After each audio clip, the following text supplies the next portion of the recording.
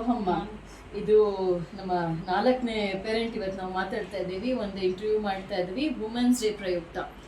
So happy international women's day ma'am. ಇಲ್ಲೊಂದು ಚೋಟು woman ಇದ್ದಾಳೆ. Happy international women's day my dear girl. Mohita ಅವ್ರ mummy Lakshmi madam ಅಂತ use ಮಾಡ್ಕೊಳ್ಳಿ ಮ್ಯಾಮ್. ನನ್ನ ಹೆಸರು ಲಕ್ಷ್ಮಿ ಅಂತ, ಮೋಹಿತಾ ಪೇರೆಂಟ್ಸ್. ನಾನು ಬಿದ್ರಲ್ಲಿ ಬರ್ತೀನಿ. 4 ವರ್ಷದಿಂದ ಜ್ಞಾನಪೀಠದಲ್ಲಿ ಓದ್ತಾ ಇದ್ದಾರೆ. ಮುಂದೆ ಕಲ್ಚರ್ ಇದು ಕಾಣ್ತಾ ಇದೆ ಮನೆಯಲ್ಲಿ. ಜೈ ಶ್ರೀರಾಮ್ ಎಲ್ಲ ಹಾಕಿದ್ದೀರಾ. ಒಂದು ಪ್ರಶ್ನೆ ಕೇಳ್ಬೋದಾ ಮ್ಯಾಮ್? ಈಗಿನ ಹೆಣ್ಮಕ್ಳಲ್ಲಿ ನಾವು ಕಲ್ಚರ್ ನೋಡೋದು ತುಂಬ ಅಪರೂಪ ಆಗ್ತಾ ಇದೆ. ಅಂದರೆ ಪಾರ್ಟೀಸು, ಇವೆಂಟ್ಸು, ಈ ಥರ ಲೇಟ್ ನೈಟ್ ಒಂಥರ ನೈಟ್ ಡಿನ್ನರ್ಸು ಈ ಥರ ಹೋಗೋದೇ ಇಷ್ಟಪಡ್ತಾ ಇದ್ದಾರೆ ಹೊರತು ಒಂದು ಫ್ಯಾಮಿಲಿ ಅಟ್ಮಾಸ್ಫಿಯರ್ಗೆ ಎಂಟ್ರ್ ಆಗೋಕ್ಕೆ ಯಾರೂ ರೆಡಿ ಇಲ್ಲ. ಈಗ ನಾವು ನೋಡ್ತೀವಿ ಮದುವೆಗಳೇ ಭಾಳ ಲೇಟಾಗಿ ಮಾಡ್ಕೊಳ್ತಾರೆ. ಅವ್ರಿಗೆ ಯಾವುದೇ ರೀತಿ ಒಂದು ಫ್ಯಾಮಿಲಿ ಕಮಿಟ್ಮೆಂಟ್ಸ್ ಇಷ್ಟ ಆಗ್ತಿಲ್ಲ. ಇದ್ರ ಬಗ್ಗೆ ನೀವು ಏನು ಹೇಳೋಕ್ಕೆ ಇಷ್ಟಪಡ್ತೀರಾ? ನೀವು ಎಂಜಾಯ್ ಮಾಡ್ತಿದ್ದೀರಾ ನಿಮ್ಮ ಫ್ಯಾಮಿಲಿ ಲೈಫ್ ಸ್ಟೈಲು? ಒಂದು ಗೃಹಿಣಿಯಾಗಿದ್ದೀರಾ, ವರ್ಕ್ ಮಾಡ್ತಾ ಇದ್ದೀರಾ, ಏನು ಅನಿಸುತ್ತೆ ನಿಮ್ಗೆ ಈ ಕಲ್ಚರ್ ನೋಡಿದಾಗ? ಈಗಿನ ಕಲ್ಚರ್ ಆಗಿದೆ ಮ್ಯಾಮ್. ಹಾಗಂತ ನಾವು ಬದಲಾಗಬೇಕು ಅಂತ ಏನಿಲ್ಲ. ನಮ್ಮ ಕಲ್ಚರ್ ನಾವು ಬಿಡಬಾರ್ದು. ಆಗಿನ ಥರನೇ ಇರಲಿ, ನಮ್ಮ ಮಕ್ಕಳು ಇದನ್ನೇ ಕಲಿ. ಬಟ್ ನಮ್ಮ ಕಲ್ಚರ್ ಬಿಡಬಾರ್ದು. ನಮ್ಮ ಕಲ್ಚರು, ನಮ್ಮ ಪೂಜೆ ಎಲ್ಲನೂ ಮಕ್ಕಳನ್ನೂ ಕಲಿಬೇಕು. ಸೊ ಈಗಿನ ಇದು ನೋಡಿಕೊಂಡು ನಾವು ಮಕ್ಕಳಿಗೆ ಅದನ್ನ ಹಾಳು ಮಾಡೋದು ಬೇಡ ಅಂತ ಅಂತೀನಿ. Very true. ಹಾಗೆ ಸರ್ ಇದ್ದಾರೆ ಅನ್ಸುತ್ತೆ, ಬನ್ನಿ ಅವ್ರನ್ನ ಮಾತಾಡ್ಸೋಣ. ಸೊ ಇವತ್ತು ವುಮೆನ್ಸ್ ಡೇ ಪ್ರಯುಕ್ತ ನಮ್ಮ ಸ್ಟಾಫ್ ಕೂಡ ಇದ್ದಾರೆ, ಹಾಗೂ ಅವ್ರ ಹಸ್ಬೆಂಡ್ ಇವತ್ತು ನಮ್ಗೆ ಅವೈಲಬಲ್ ಇದ್ದಾರೆ. ನಮ್ಮ ಅದೃಷ್ಟ. Thank you so much sir. ನಮಸ್ತೆ. ಶ್ರೀನಿವಾಸ್ ಸರ್ ಅಂತ.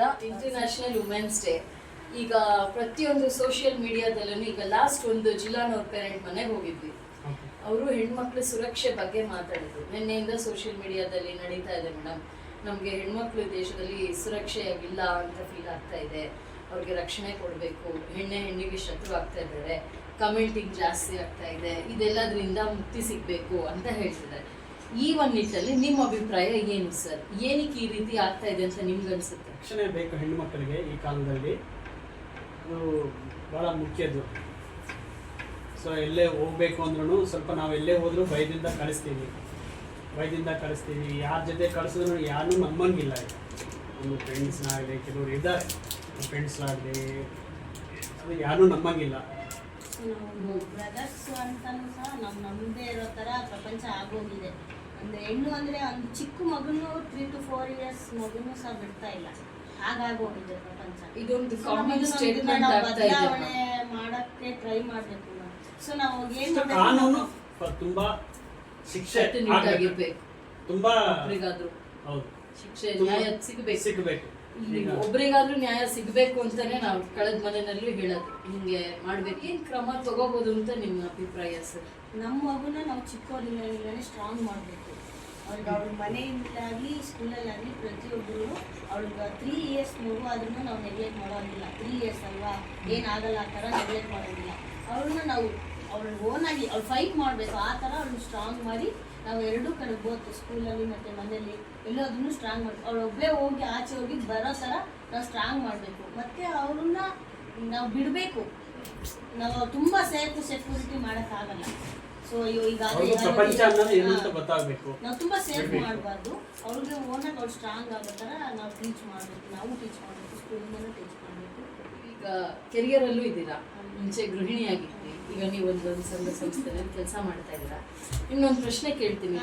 ಮನೆಯಲ್ಲಿ ನಿಮಗೆ ಯಾವ ರೀತಿ ಸಪೋರ್ಟ್ ಸಿಗ್ತಿದೆ, ಅಥವಾ ಏನೇನು ಚಾಲೆಂಜಸ್ ನೀವು ಎದುರು ನೋಡ್ತೀರಾ? ಒಂದು ಗೃಹಿಣಿಯಿಂದ ಒಂದು ವರ್ಕಿಂಗ್ ವುಮೆನ್ ಆಗುವಂಥ ಒಂದು ಜರ್ನಿ ಯಾವ ಥರ ಇದೆ? ಈಗ ನಾನು ಅಂದ್ಕೊಂಡೆ ಆಫ್ಟರ್ ಮ್ಯಾರೇಜ್ ಇನ್ನು ಮುಗ್ದೋಯ್ತು ನನ್ನ ಲೈಫು. ಅಡುಗೆ ಮಾಡೋದು ಇಷ್ಟ ಇನ್ನು ಆಗೋಯ್ತು ಅಂದ್ಕೊಂಡೆ. ನನಗೆ ಕೆಲಸ ಮಾಡೋದು ತುಂಬ ಇಷ್ಟ ಇತ್ತು. ಆಯುರ್ವೇದ ಪ್ರೊಫೆಷ್ನಲ್ ಮಾಡಿದೆ. 5 to 6 years ವರ್ಕ್ ಮಾಡಿದೆ. ಆಫ್ಟರ್ ಮ್ಯಾರೇಜ್ ಆಯಿತು, ಇನ್ನು ಆಗೋಯ್ತು, ವರ್ಕ್ ಇಲ್ಲ ಅಂತ ಅಂದ್ಕೊಂಡಿದ್ದೆ. ಮತ್ತು ಒಂದು ಚೇಂಜಸ್, ಅದು ನನ್ನ ಮಗಳಿಗೆ ಏನಿಲ್ಲ ಅಡುಗೆ ಮಾಡ್ಕೊಂಡಿರೋ ಥರ ಆ ಥರ ಅದೇನೋ ಒಂದು ಮೈಂಡ್ಸೆಟ್ ಬಂದು ನಾನು ಯಾಕೆ ಟ್ರೈ ಮಾಡಬಾರ್ದು ಅಂತ ನನ್ನ ಮಗಳು ಹೋಗ್ತಾರೆ ಸ್ಕೂಲಲ್ಲಿ. ಹಾಗೆ ಕೇಳಿದೆ ನಮಗೆ, ಅವ್ರಿಗೆ ಒಂದು ಅವಕಾಶ ಮಾಡಿಕೊಟ್ಟಿದ್ದಾರೆ. ಯಾವತ್ತಿದ್ರೂ ಇದು ಬಟ್ ಮಾಡ್ತಾ ಇದ್ದೀನಿ. ತುಂಬ ಚೆನ್ನಾಗಿದೆ, ಕಲಿಬೇಕು, ಕಲಿತಾ ಇದ್ದೀನಿ. ಒಂದು ಪ್ರಶ್ನೆ, ಈಗ ಮೇಡಮ್ ಒಂದು ಕೆರಿಯರ್ ಚೂಸ್ ಮಾಡಿದ್ದಾರೆ. ಪ್ರತಿಯೊಂದು ಮನೆಯಲ್ಲೂ ಇದೊಂದು ಬಿಗ್ಗೆಸ್ಟ್ ಚಾಲೆಂಜ್. ಮೊದಲು ಹೊಂದ್ಕೊಂಡ್ಬಿಟ್ಟಿರ್ತಾರೆ ಮನೆ ಕೆಲಸ ತುಂಬ ಅಚ್ಚುಕಟ್ಟಾಗಿ ಮಾಡ್ಕೊಂಡು ಹೋಗ್ತಾ ಇರ್ತಾರೆ. ಸಡನ್ ಆಗಿ ಪ್ರೊಫೆಷನ್ ಅಂತ ಒಂದು ಹೆಣ್ಣು ಮನೆಯಿಂದ ಹೊಸಲು ದಾಟಿದ ತಕ್ಷಣ ಸಾಕಷ್ಟು ಚಾಲೆಂಜಸ್ ಮನೆಯಲ್ಲಿ ಬರುತ್ತೆ. ಆ ರೀತಿ ಫೇಸ್ ಮಾಡಿದಾಗ ನೀವು ಮೇಡಮ್ಗೆ ಯಾವ ರೀತಿ ಕೋಆಪ್ರೇಟ್ ಮಾಡ್ತಿದ್ದೀರಾ, ಅಥವಾ ಈ ರೀತಿ ಒಂದು ಇಂಬ್ಯಾಲೆನ್ಸ್ ಏನಾಗುತ್ತೆ ಅದಕ್ಕೆ ನಿಮ್ಮನ್ನು ನೀವು ಹೆಂಗೆ ರೆಡಿ ಮಾಡ್ಕೊಂಡ್ರಿ ಸರ್? ನಾನು ಅವ್ರಿಗೆ ಯಾವಾಗಲೂ ಸಪೋರ್ಟ್ ಮಾಡ್ತೀನಿ, ಮನೆ ವಿಷಯದಲ್ಲಾಗಲಿ ಔಟ್ ಸೈಡ್ ಆಗಲಿ ಎಲ್ಲಾದರೂ ನಾನು ಸಪೋರ್ಟ್ ಮಾಡ್ತೀನಿ. ಇನ್ ಕೇಸ್ ನಾವು ಇಲ್ದಾದಾಗೂ ಅವ್ರು ಬದುಕಬೇಕು ಅನ್ನೋದು ನನ್ನ ಇದು. Very true, very true. So ನಾವಿದ್ದಾವಾಗ ಏನೋ ಒಂದು ಮಾಡ್ತೀವಿ, ಇದು ಮಾಡ್ತೀವಿ, ಫ್ಯಾಮಿಲಿ ನಡ್ಸ್ಕೊಂಡು ಹೋಗ್ತೀವಿ. ಬಟ್ ನಾವಿಲ್ಲ ಅಂದ್ರೂ ಅವ್ರು ಬದುಕಬೇಕು. ಸೊ ಅದನ್ನು ನಾನು ಕಲಿಯೆ ಅಂತ ನಾನು ಅವ್ರಿಗೆ ಹೇಳಿದೆ. ನಿಮ್ಮ ಆನ್ಸರಲ್ಲೇ ಇನ್ನೊಂದು ಪ್ರಶ್ನೆ ಕೇಳ್ತೀನಿ ಸರ್. ಇವತ್ತಿನ ಸಮಾಜದಲ್ಲೂ ಕೂಡ ಈ 21st ಸೆಂಚುರಿನಲ್ಲೂ ಕೂಡ ಸಾಕಷ್ಟು ಮನೆಗಳಿದೆ, ಹೆಣ್ಮಕ್ಳಿಗೆ ಆ ಒಂದು ಥಾಟ್ ತರ್ತಾ ಇಲ್ಲ ಅವರು. ಓಕೆ, ನಾವಿದ್ರೇನೆ ಡಿಪೆಂಡೆನ್ಸಿ ಅನ್ನೋದು ಇದೆ ಸಾಕಷ್ಟು ಮನೆಗಳಲ್ಲಿ, ಇನ್ನೂ ಡಿಪೆಂಡೆನ್ಸಿ ಇದೆ. ಗಂಡ ತಂದು ಹಾಕಿದ್ರೆ ಮಾತ್ರ ಮನೆ ನಡೆಯೋದು ಅನ್ನೋ ಡಿಪೆಂಡೆನ್ಸಿ ಇನ್ನೂ 50-50ನಲ್ಲೇ ಇದ್ದೀವಿ ನಾವಿಂಥ ಒಂದು ಫ್ಯಾಮಿಲೀಸ್ಗೆ. ಇಂಟರ್ನ್ಯಾಷನಲ್ ವುಮೆನ್ಸ್ ಡೇ ದಿನ ನೀವೇನು ಮೆಸೇಜ್ ಕೊಡೋಕೆ ಇಷ್ಟಪಡ್ತೀರಿ? ಅವ್ರನ್ನ ಅವ್ರ ಕಾಲ ಮೇಲೆ ನಿಂತ್ಕೊಳ್ಳೋಕೆ ಬಿಡಿ, ಅವ್ರಿಗೂ ಒಂದು ಅವಕಾಶ ಕೊಡಿ. ಅವ್ರಲ್ಲಿ ಏನು ಟ್ಯಾಲೆಂಟ್ ಇರುತ್ತೋ ಅದನ್ನು ಒಂದು ಫ್ಯಾಮಿಲಿ ಆಗಿ, ಒಂದು ಹಸ್ಬೆಂಡ್ ಆಗಿ ಸಪೋರ್ಟ್ ಮಾಡಬೇಕು ಅಂತ ಹೇಳ್ತೀನಿ. Very nice. ನಿಮ್ಮ ಮನೆಯಲ್ಲಿ ಒಂದು ವರ್ಕಿಂಗ್ ವುಮೆನ್ ಇದ್ದಾರೆ, ಚೋಟು ವುಮೆನ್ ಇದ್ದಾಳೆ, ಅವಳು ಓದ್ತಾ ಇದ್ದಾಳೆ, ಅವಳ ಬಗ್ಗೆ ನಿಮ್ಗಿರೋ ಕನಸು? ನಾನು ಒಳ್ಳೆ ಎಜುಕೇಷನ್ ಕೊಡಬೇಕು, ಅವ್ರಿಗೆ ಒಳ್ಳೆ ಎಥಿಕ್ಸ್ ಕೊಡಬೇಕು. ಅವರು ಸೊ ಅದರಿಂದ 4 ಜನಕ್ಕೆ ಉಪಯೋಗ ಹೆಲ್ಪಿಂಗ್ ನೇಚರ್ ಇರಬೇಕು. ಮ್ಯಾಮ್, ಈಗ ನೀವು ಟೀಚರ್ ವರ್ಕ್ ಮಾಡ್ತಾ ಇದ್ದ, ನಿಮ್ಮಲ್ಲಿ ಒಂದು ಹಿಡನ್ ಆಸೆ ಒಂದು ಯಾವುದಾದ್ರೂ ಇತ್ತಾ? ನಾನು ಈ ರೀತಿ ಒಂದು ಮಾಡಬೇಕು, ಈ ರೀತಿ ಒಂದು ಸಾಧನೆ ಮಾಡಬೇಕು ಅನ್ನೋದೇನಾದ್ರು ಇತ್ತಾ, ಅಥವಾ ಇನ್ನೂ ಇದೆಯಾ? ಏನಿದೆ ನಿಮ್ಮಲ್ಲಿ ಅಡಗಿರೋಂಥ ಒಂದು ಆಸೆ? ಅದು ಮ್ಯಾಮ್, ನಾನು ಚಿಕ್ಕವಳಿದ್ದಾಗಿಂದ ನನಗೆ ಡಾಕ್ಟರ್ ಪ್ರೊಫೆಷನ್ ತುಂಬ ಇಷ್ಟ.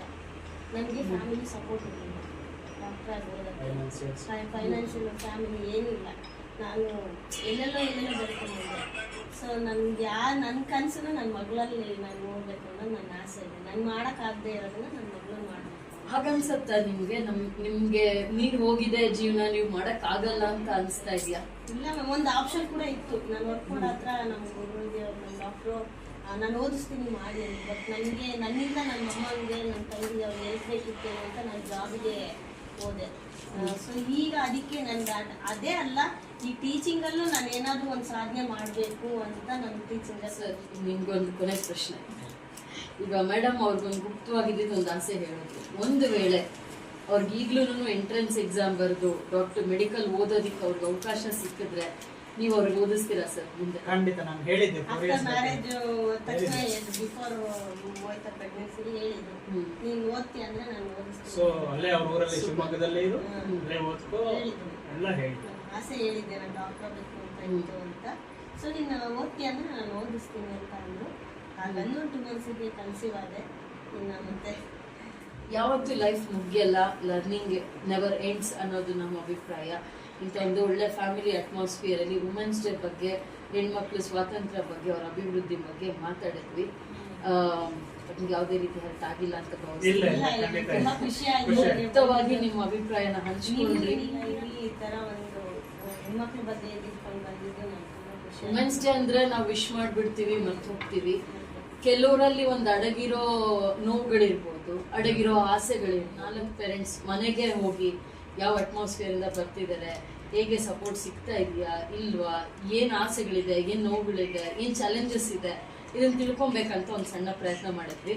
ಇದು ಕೋಆಪರೇಟ್ ಮಾಡಿದ್ರಾ? ಇಬ್ರಿಗೂ ತುಂಬಾ ತುಂಬಾ ಧನ್ಯವಾದಗಳು. ನಮ್ಮ ಮನೆಗೆ ಬಂದು ನಮ್ಮ ಸೆಲೆಕ್ಟ್ ಮಾಡ್ಕೊಂಡು ನಮ್ಮ ಮನೆಗೆ ಥ್ಯಾಂಕ್ ಯು ಸೋ ಮಚ್.